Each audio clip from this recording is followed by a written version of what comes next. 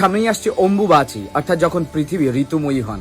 সাধারণ ভাষায় বলতে গেলে যেদিন পৃথিবীর পিরিয়ডস হয়। আদৌ কি পিরিয়ডস?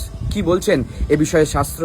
শাস্ত্র বলছে, মৃগশিরসি নিবৃত্তে রুদ্রপাদে অম্বুবাচী ঋতুময়ী খলু পৃথিবর্জায়ত তৃণ্যহারি আদ্রদ্য পাদজ্ঞ সূর্যত্রয়ং রজস্বলা অম্বুবাচীতে সংজ্ঞাত স্বাধায় তত্র বর্জায়েত। অর্থাৎ মিথুন রাশিতে সূর্যের মৃগশিরা নক্ষত্র শেষ হয়ে আদ্রা নক্ষত্রের ভোগ আরম্ভ হলে 3 দিন পর্যন্ত অম্বুবাচী বা পৃথিবী ঋতুময়ী হয়ে থাকেন। এই অম্বুবাচী কথাটি দুটি সংস্কৃত শব্দ থেকে এসেছে।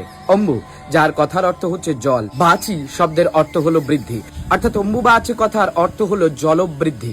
যেমন ভাবে একজন রজস্বলা নারী তিনি যখন মাসিক ধর্ম আসেন বা তিনি যখন রজস্বলা হন, তখন নবপ্রজন্মের সৃষ্টির কারণ হচ্ছে সেই রজস্বলা, অর্থাৎ মাসিক নবপ্রজন্মের সৃষ্টি করে। নবজন্মের বা মাতৃত্বের প্রতীক হচ্ছে, একজন নারীর মাতৃত্বের প্রতীক হচ্ছে মাসিক ধর্ম। ঠিক তেমনি ভাবে পৃথিবী রজস্বলা হন কেন? নতুন প্রজন্ম, প্রকৃতিকে নতুন ভাবে সৃষ্টি করার জন্য, পৃথিবীকে নবজন্ম দেওয়ার জন্য। এই গ্রীষ্মে প্রচন্ড রৌদ্রে যখন জীবকুল কষ্ট পেতে থাকে, যখন কৃষকের মাথায় হাত এসে পড়ে, ঠিক সেই সময় বর্ষার সূচনাই হচ্ছে অম্বুবাচী। অম্বুবাচী গ্রীষ্ম শেষে বর্ষার সূচনাকেই বলা হয় অম্বুবাচী।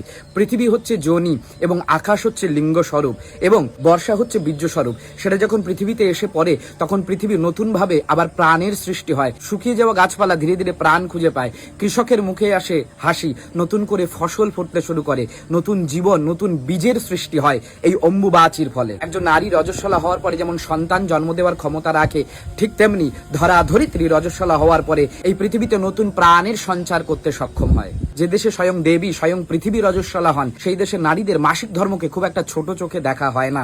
আজও দক্ষিণ ভারতের বেশ কিছু অঞ্চলে যখন কোনো কুমারী মেয়ে প্রথম রজস্বলা হয়, তখন তার জন্য উৎসব পালিত হয়। তার প্রথম রজের রক্তটাকে সংরক্ষণ করে রাখা হয়। ইংরেজরা ভারতে আসার পরে এই ধরনের উৎসব ভারতীয় সংস্কৃতি বা হিন্দু সংস্কৃতি থেকে বিলুপ্ত হয়ে যেতে শুরু করে, যার ফলে আমরা ভাবতে শুরু করি যে আমরা নারীদের অসম্মান করি। কিন্তু সনাতন ধর্মের গভীরতাটা যদি আপনি জানেন, তাহলে বুঝতে পারবেন যে সনাতন ধর্ম নারীদের কতটা সম্মান করে।